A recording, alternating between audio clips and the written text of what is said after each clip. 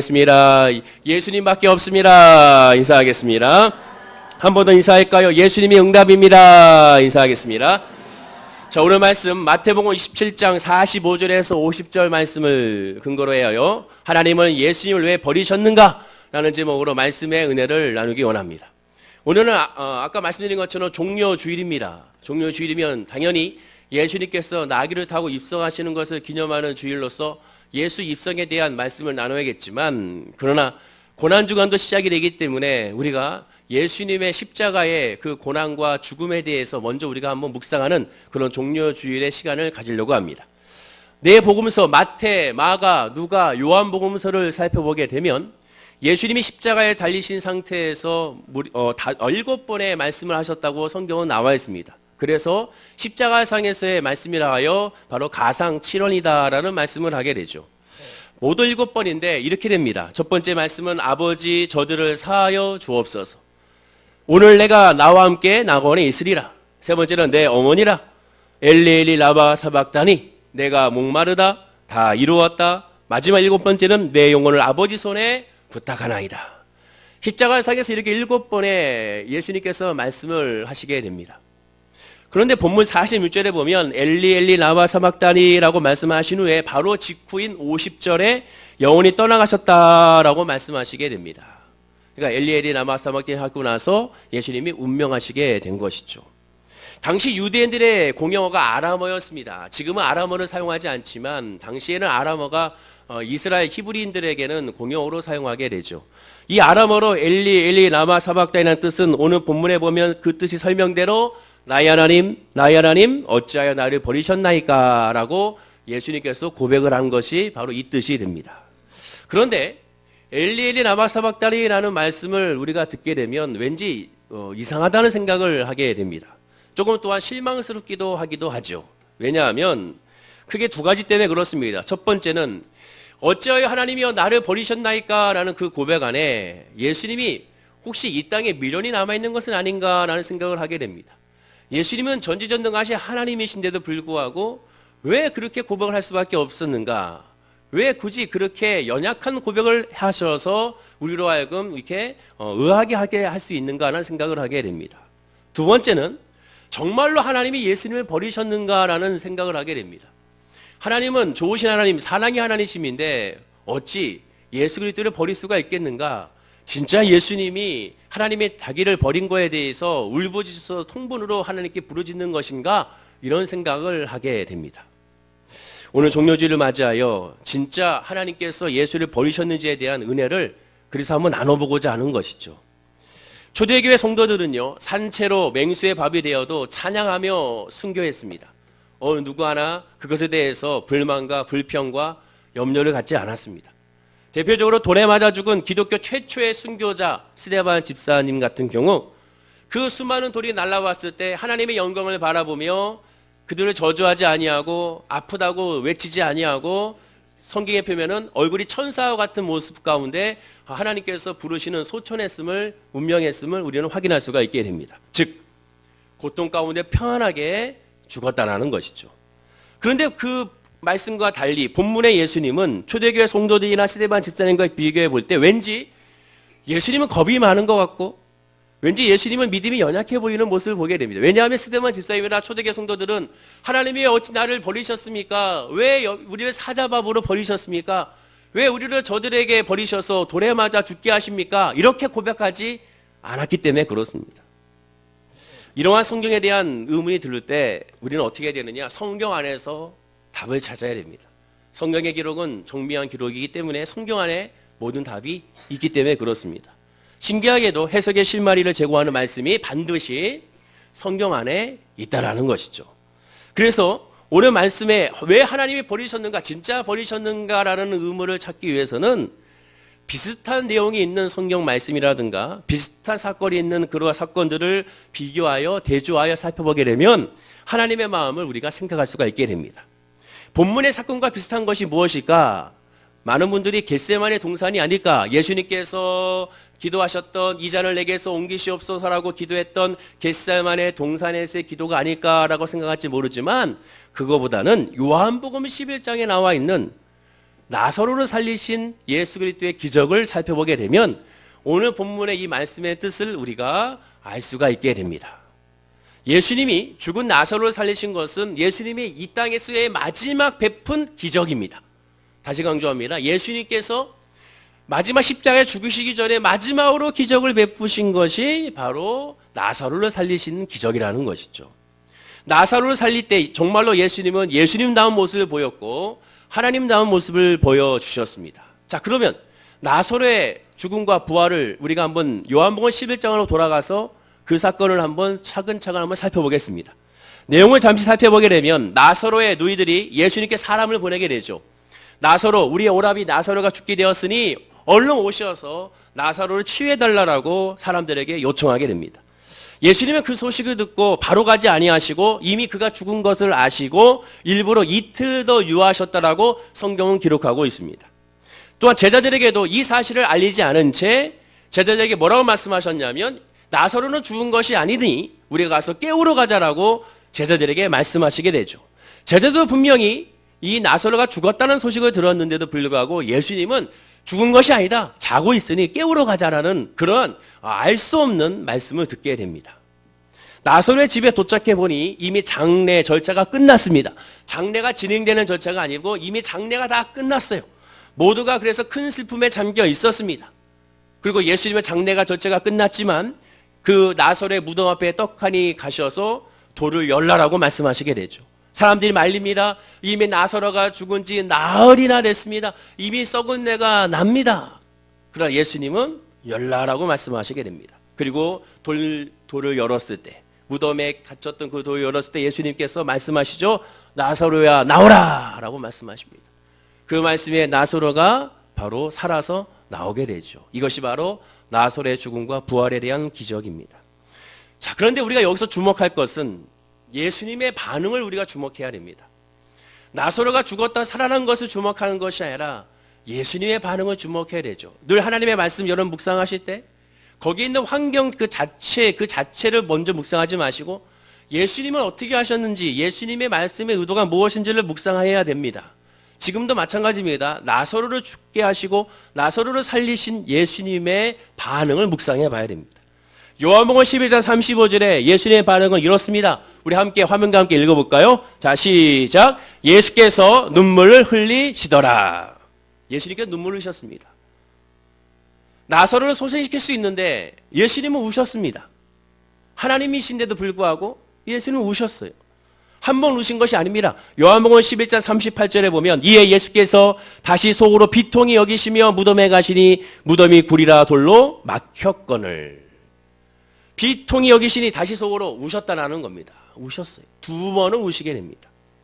오늘 본문의 이 말씀이 이상하다면 왜 예수님께서 하나님께 버림을 받았다고 외쳤다는 것이 이상하다면 오늘 본문도 이상하게 생각해야 됩니다. 왜냐하면 나사로는 곧바로 살아날 것이고 예수님도 곧 3일 후면 살아날 것이고 나사로도 곧 살아날 것이고 그러면 나사로가 살아나게 되면 곧바로 친지들과 가족들과 그 주변 사람들이 그 슬픔에서 변하여 희락으로 바뀌게 될 것이고 죽은 자가 살아났으니 모든 사람들이 기쁨으로 잔치를 벌일 것이라는 것을 뻔히 알면서도 예수님은 우셨다라는 겁니다. 만약에 우리가 예수님이었다면 나사로를 살릴 수 있는 능력이 있으니 아주 담대하고 당당하게 걱정하지 마. 내가 지금 나사로를 살릴 테니까 박수칠 준비나 해. 이렇게 말할 수 있을 것입니다. 그리고 한마디의 말로써 아니 더 어떠한 퍼포먼스를 보여줘서 더 신비한 모습을 보임으로 말미암아 나사로를 살려낼 수가 있었을 것입니다. 그리고 나사로가 살아왔을 때 사람들에게 말하겠죠. 봐라 내 말대로 나사로가 죽은 것이 아니라 잔다고 하지 않았느냐. 그가 살아있지 않았느냐라고 오히려 자랑스럽게 교만한 모습으로 거들먹거릴지도 모른다는 것이죠. 아무리 살펴봐도 예수님이 슬퍼할 이유가 없습니다. 왜? 능력이 있고 나사로를 살릴 수가 있는 분인데 왜 거기서 우셨냐는 것이죠. 울 이유가 하나도 없다라는 겁니다.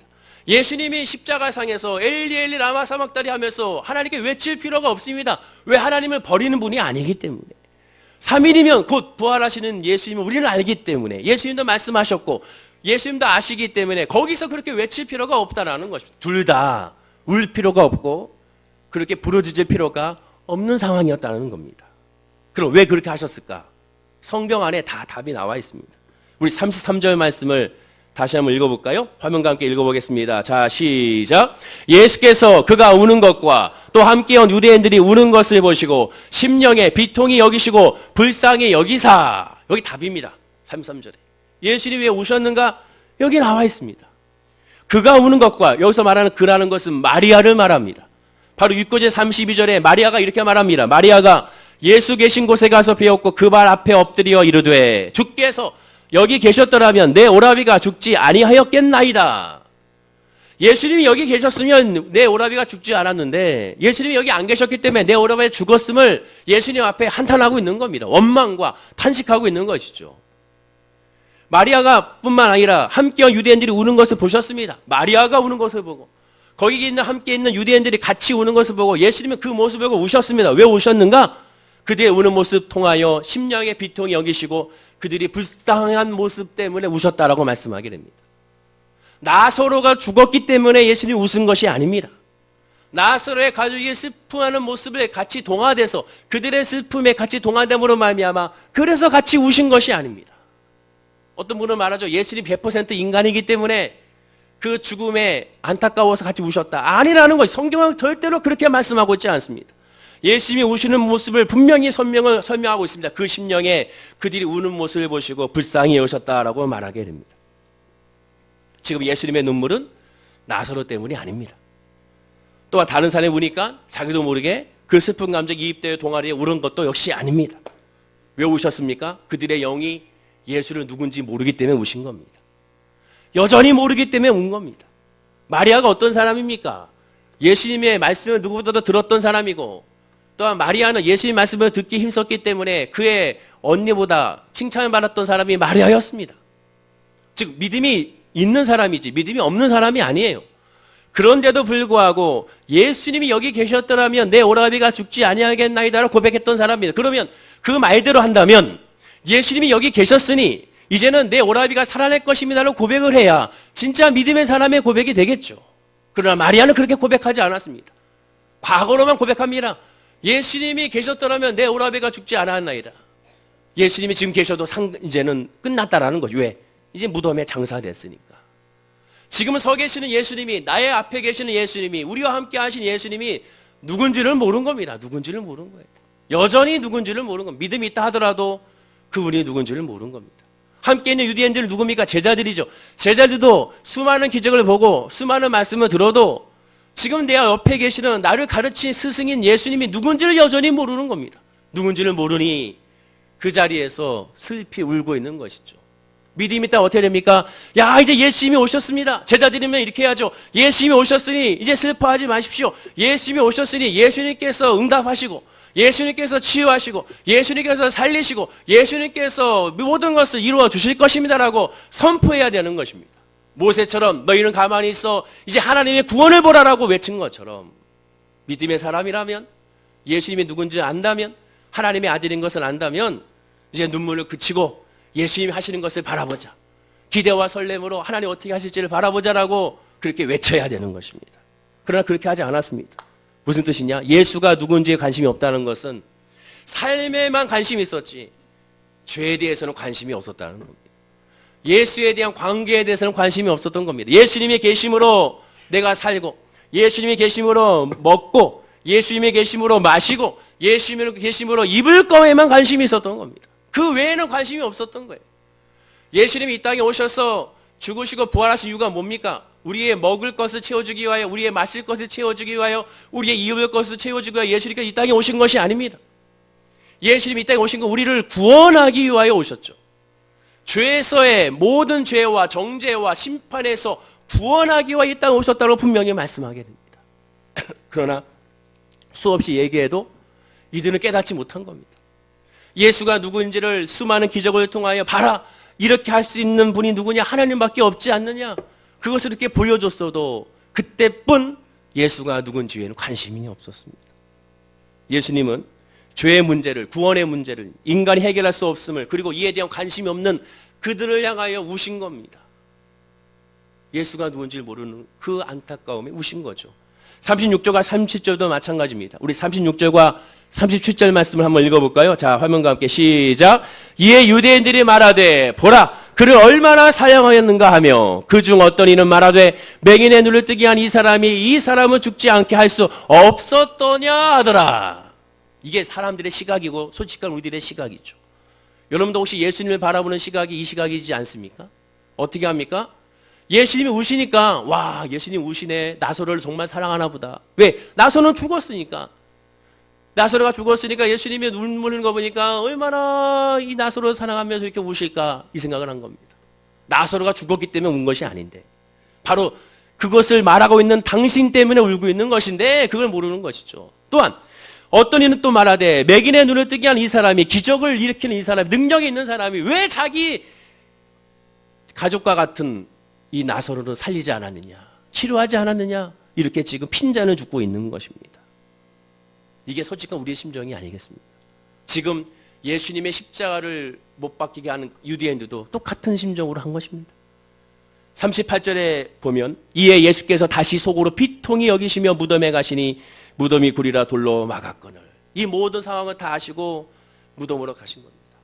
비통하신 것이죠. 여전히 관심이 없는, 영적인 부분엔 관심이 없고 성령 받아야 될 생각엔 관심이 없고 예수 죽음, 나의 죽음에 대한 것은 관심이 없고 오늘 따지면 교회 나와서 예수님과의 관계에는 관심이 없고 예수 믿으면 잘 되는데, 예수 믿으면 사업이 잘 되는데, 예수 믿으면 직장이 잘 되는데, 예수 믿으면 해결이 되는데, 예수 믿으면 질병이 치료받는데 여기에만 관심이 있는 것입니다. 똑같습니다. 지금 그것을 통하여, 그 문제를 통하여 예수를 발견해야 됩니다. 그 문제를 통하여 살아계신 예수님을 발견함으로 말미암아 내가 죄인임을 고백하고 예수 그리스도를 인정하고 성령을 인정하냐고 모셔드리는 모습으로 변화되는 것이, 그것이 바로 우리의 예배가 되어야 되는 겁니다. 그렇습니다. 예수님의 비통함과 이 분노는 예수님의 메시아됨을 아직까지 깨닫지 못하는 그런 어리석음의 안타까움에서 우신 겁니다. 여전히 현실적인 정치, 경제적 구세주로만 예수를 바라보는 그들을 향하여 안타까운 것입니다. 나아가 그 비통함과 분노와 함께 예수님의 눈물의 의미는 나사로를 무덤에서 살려줘도 이들이 예수가 누군지에 대해서 모른다는 것에 대한 안타까움의 눈물입니다. 우리가 상식적으로 봐도 죽은 사람을 살릴 정도면 이 사람이 누굽니까? 이분은 하나님 신인일 수밖에 없는 거죠. 그런데도 불구하고 그들은 관심이 없는 겁니다. 이 사람이 누구냐? 아니 죽은 자를 살리신 이 사람이 누구냐? 누구에게 이런 일을 하느냐? 그거에 대한 관심이 없었던 것입니다. 야, 이 사람이 죽은 자를 살렸어. 이 정도의 능력이 있으니 야, 빨리 가서 고모 데려와. 고모가 지금 아프잖아. 빨리 데려와. 빨리 질병치료 받아야지. 야, 빨리 너 누구 안진뱅이 주변에 있지? 빨리 데려와. 지금 이러고 있는 겁니다. 이들의 관심은 거기에만 쏠려 있게 된 겁니다. 나사로를 살린 사건이 어마어마한 영향을 끼쳤습니다. 제가 아까 말씀드린 것처럼 예수님의 기적의 마지막이라고 말씀하셨죠. 마지막 기적이 나사로를 살리신 기적입니다. 자, 죽은 자가 살아났으니 이 소문이 얼마나 퍼졌겠습니까? 어마어마하게 퍼졌습니다. 유대 사회에 결정적인 영향을 끼치게 됩니다. 정말로 나사렛 예수가 메시아라는 소문이 펼쳐지게 됩니다. 왜? 죽은 자를 살렸으니까. 그 증거가 어디에 있습니까?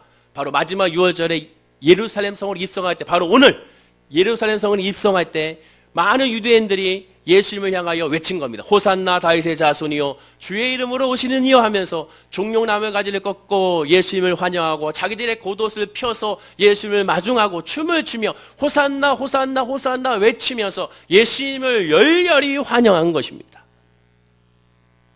두 번이나 호산나 호산나 외쳤다는 것은 메시아라는 것을 확신했다는 것이죠. 그 모습과 함께 나사로를 죽였다가 살렸다는 그 소문이 역시 종교 지도자들에게 들어가죠. 그와 함께 종교 지도자들은 안 되겠다, 더 이상 예수를 가만두면 되지 않겠다라는 그런 생각을 굳건하게 이제는 확실하게 갖게 됩니다. 그래서 평상시에는 서로 견쟁하며 서로 비판하고 서로 싸웠던 이 당들이, 즉 헤롯 로마의 당국과 헤롯의 왕의 가문과 대지상 계급의 그런 사람들, 바리새인과 서두페인 이 사람들이 모두가 다 하나로 공통의 적인 예수라는 적으로 하나로 합쳐져서 예수를 대항하게 됩니다.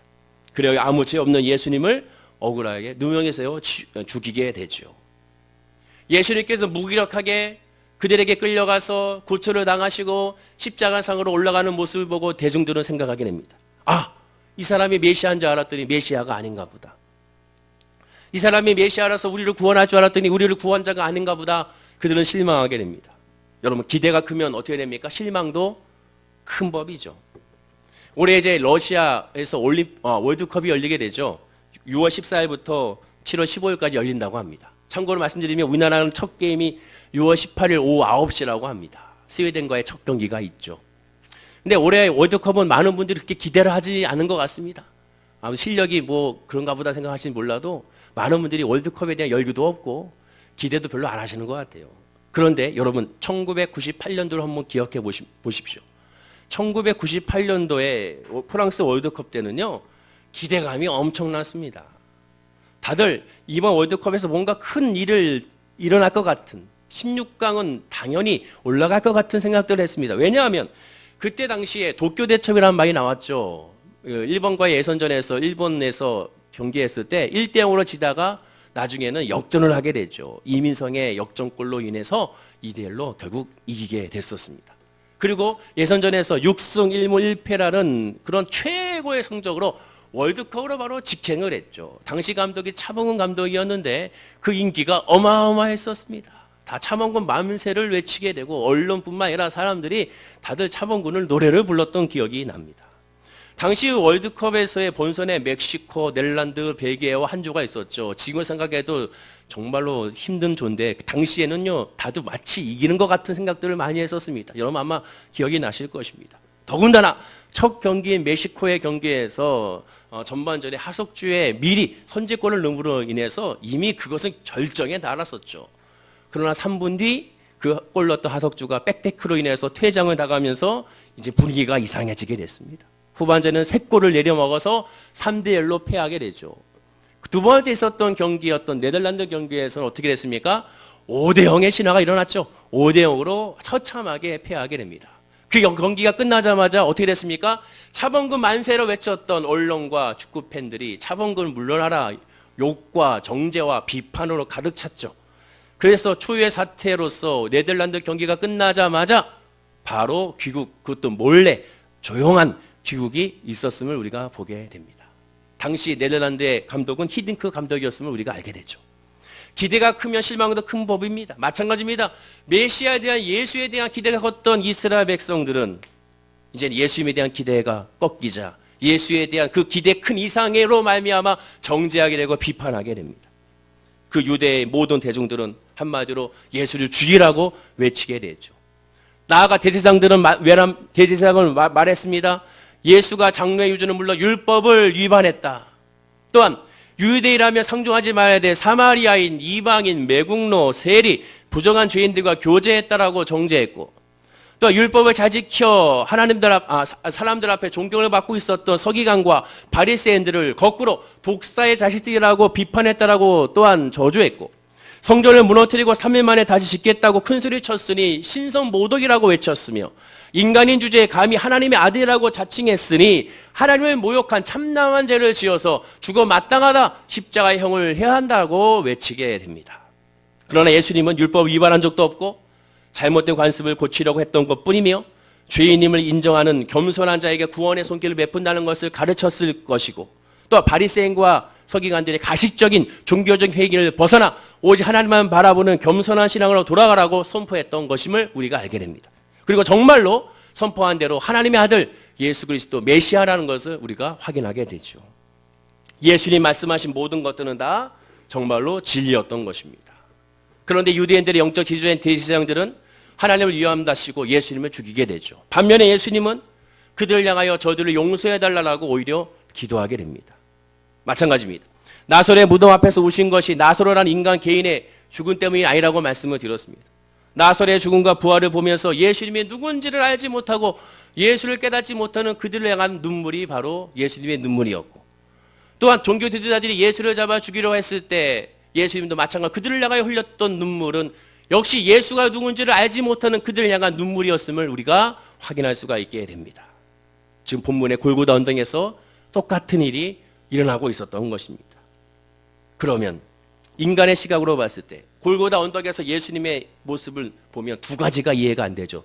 첫 번째는 겟세마네 동산에서 십자가의 처형을 피하고자 했던 기도입니다. 이 기도는 100% 인간임을 나타내는 기도죠. 왜? 십자가의 고통이 무섭고 두렵고 고통스럽기 때문에 그렇습니다. 그러나 성경을 앞뒤 문맥을 살펴보게 되면 예수님께서 진짜로 고통스럽게 이전을 내게서 옮기시옵소서라고 강조했던 이유가 십자가의 고통의 형벌이 너무나도 무시무시해서 그 고통을 감당하기가 어려워서 그것이 너무나도 고통스러워서 이전을 내게서 피해달라고 했던 것이 아니라 성경에서 강조하고 있는 것은 바로 제자들과의 관계에서 멀어지는 것에 대한 고통이었습니다.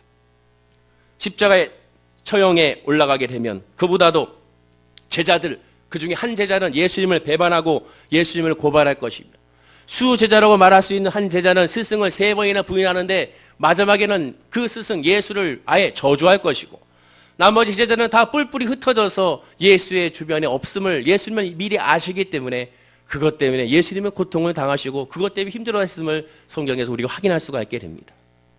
두 번째 이해가 안 되는 것이 바로 본문의 오늘의 절규죠. 엘리 엘리 라마 사막다니. 마지막 고통이지만 십자가 체험을 이미 당하고 있었고 육체적 고통을 겟세마네 동산에서 기도하시면서 이 마음속으로 각오하고 정리하여 내려왔습니다. 이제는 평안했으며 성경의 표현대로 평안한 가운데 온유한 가운데 내려오시고 담대하게 미리 체포를 담당하시고 이것을 행하신 것을 보게 됩니다. 그러나 본문에서 엘리 엘리 라마 사막다니 한 이유가 무엇입니까? 그것은 바로 하나님 관계가 영적으로 끊어진 것에 대한 고통과 괴로움이었습니다. 즉 진짜로 하나님은 예수를 버렸던 것입니다. 그럼 왜 그렇게 하셨는가?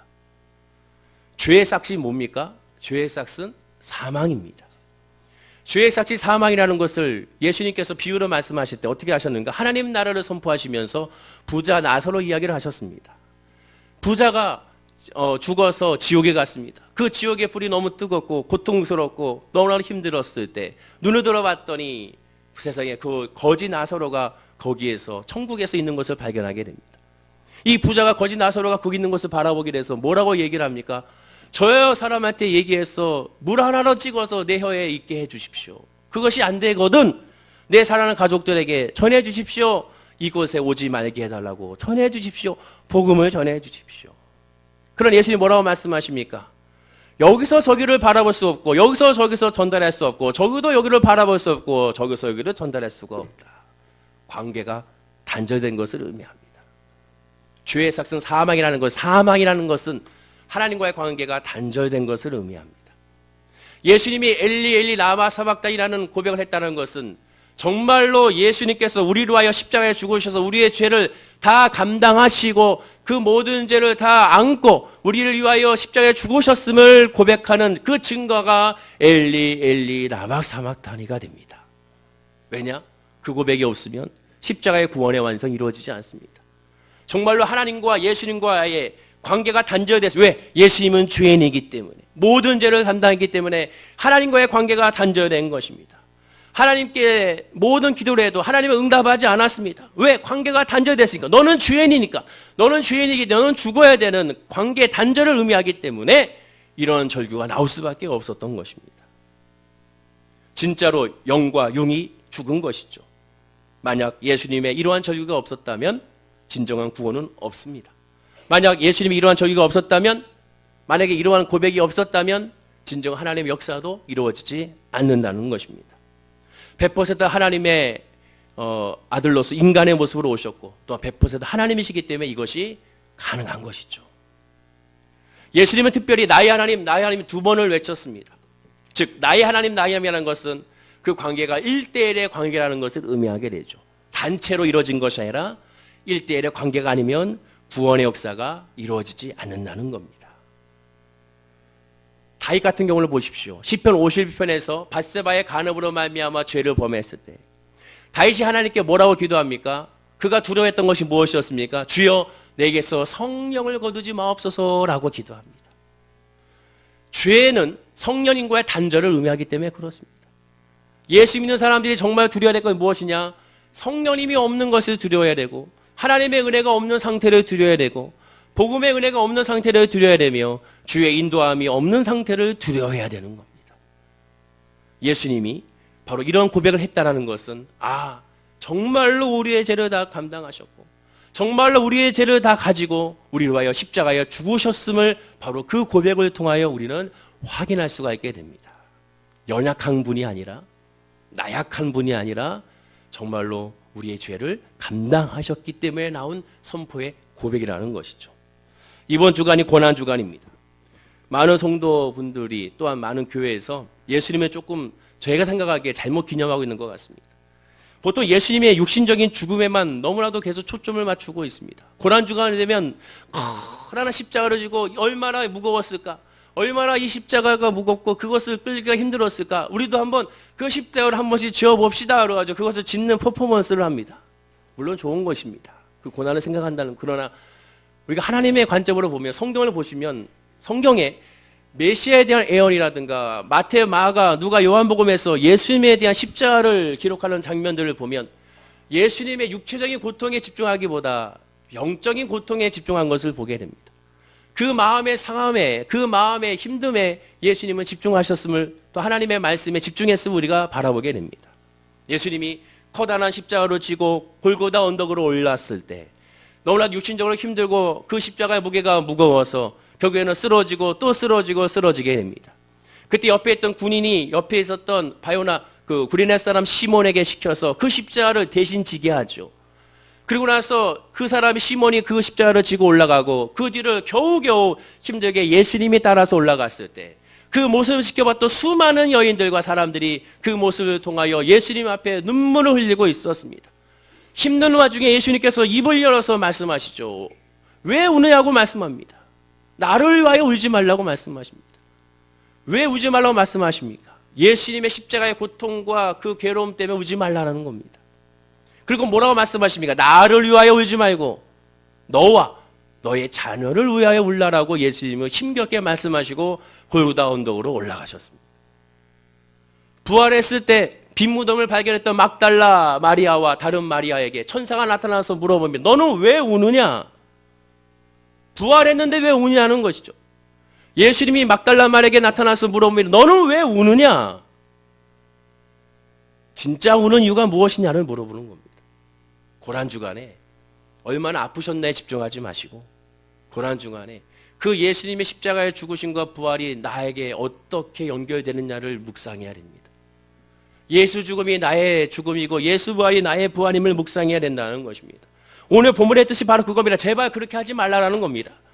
육체적인 고통이 없었다는 것은 아닙니다. 물론 극심한 고통이 있었습니다. 엄청난 고통이. 그러나 예수님의 관심은 그 고통 이전에 영적인 고통을 강조한 겁니다. 하나님과의 관계가 단절됐을 때 그 고통을 느끼라는 겁니다. 그것을 두려워하라는 겁니다. 그것 때문에 울라라는 겁니다. 더 쉽게 말씀드리면 힘들고 어려운 상황 가운데 그 문제만 바라보지 말고 그 문제가 있는데도 불구하고 예수를 부르지 않는 것에 대한 안타까움이 있어야 한다는 겁니다. 지금 아무런 문제가 없습니까? 잘 되고 있습니까? 그러면 잘 되고 있는데도 불구하고 예수를 부르짖지 않는 것에 대한 안타까움으로 울고 기도하라는 겁니다. 매일매일 예수 믿음, 성령 충만한 믿음이 없는 것에 대한 안타까움으로 기도하라는 겁니다.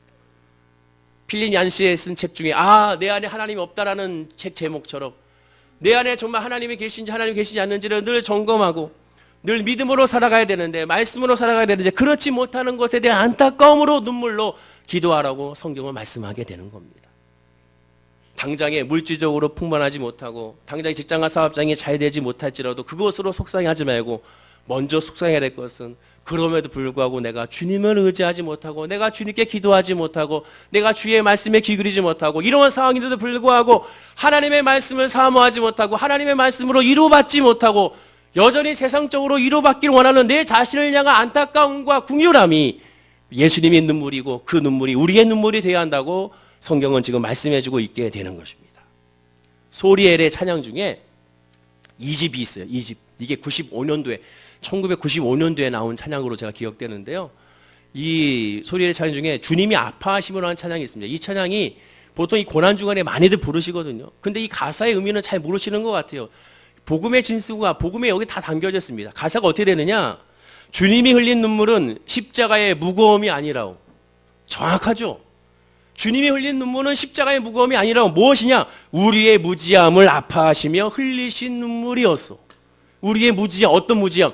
예수가 누군지를 모르는 무지함. 기도하고 예비하고 헌신하고 봉사하는데 그 예수님이 나에게 어떤 분인지는 여전히 모르는 겁니다. 단지 나의 삶을 채워주시는 하나님으로 본다는 것이죠. 그게 아니라 나를 위하여 죽으신 예수님, 나를 위해 십자가에 지신 예수님, 내 죄를 사하신 그 예수님에 대한 것을 알아야 한다는 겁니다. 주님이 흘린 눈물은 십자가의 무거움이 아니라, 무거움에 집중하지 마시고 이 고난주간에 무거움이 아닌 내가 예수를 그럼에도 깨닫지 못하는 것에 대해 아파하는 그 눈물을 동참하는 것이 고난주간의 모습이 돼야 되는 것입니다. 그 다음 구절을 볼까요? 뭐라고 얘기합니까? 당신은 알고 있나요? 죽음으로 사랑으로 하신 것을, 우리 예수님께서 자기 몸 다하여 죄를 사랑하신 것을 복음을 제시합니다. 당신은 알고 있나요? 이 찬양의 마지막에 당신은 알고 있나요? 여러분들은 알고 있습니다. 예수님을 어떻게 알고 있습니까? 나를 위한 예수님, 우리를 위한 예수님, 그 예수 그리스도를 무엇으로 알고 있습니까? 선지자로 알고 있습니까? 엘리야로 알고 있습니까? 세례 요한으로 알고 있습니까?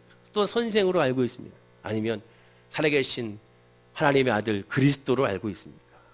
예수를 정확히 알았을 때 그때 비로소 우리의 삶은 달라지게 됩니다. 문제를 바라보고 예수를 바라보지 마시고, 문제를 가지고 주님께 왔지만 그것을 내려놓고 예수를 바라봤을 때 그 다음에 우리의 문제와 우리 아픔과 우리 질병과 우리의 상처가 예수 안에서 회복되는 역사가 이루어지게 되는 것입니다. 따라서 고난주간은 다른 주간이 아니라 바로 예수님을 누군지를 깨닫는 주간이 되어야 됩니다. 예수가 누군지를 깨닫는 주간이 되어야 됩니다. 예수가 나에게 어떤 분인지를 깨닫는 주간이 바로 고난주간이 되어야 하는 겁니다. 사랑하는 우리 월계 수목계 보러 성도님, 이번 고난주간에 과연 나에게 있어서 예수는 누군가? 예수가 좋은가? 예수가 나에게 주는 것이 좋은가? 다시 한번 우리가 생각해보고 묵상하는 그런 은혜의 시간이 되기를 간절히 축원을 드립니다. 기도하겠습니다. 아버지 하나님 감사합니다. 오늘 종려 주일입니다. 나를 위하여 예루살렘 성으로 입성하시고 이제 나를 위하여 죽으시고 나를 위하여 부활하시기 위하여 예수님께서 이 땅에 오셨음을 고백하는 이 한 주간이 됩니다. 이 고난주간을 맞이하여 사랑을 모르는 성도님들이 그 예수님이 누군지를 깨닫고 그 예수의 믿음으로 나아가며 그 예수의 믿음으로 위로받고 그 예수의 믿음으로 치유받고 그 예수의 믿음으로 희망을 간직하고 그 예수의 믿음으로 비전을 품는 우리 모든 성도님들이 될 수 있도록 아버지여 인도하여 주시옵소서. 다른 세상적인 것으로 위로가 되는 것이 아니라 그것은 일시적인 위로에 불과하오니 완전하신 위로여, 완전하신 소망이여, 완전하신 치유여, 완전하신 행복이신 예수 그리스도의 믿음 안에 있게 하여 주시옵소서. 감사드리며 예수님의 이름으로 기도드립니다. 아멘. 우리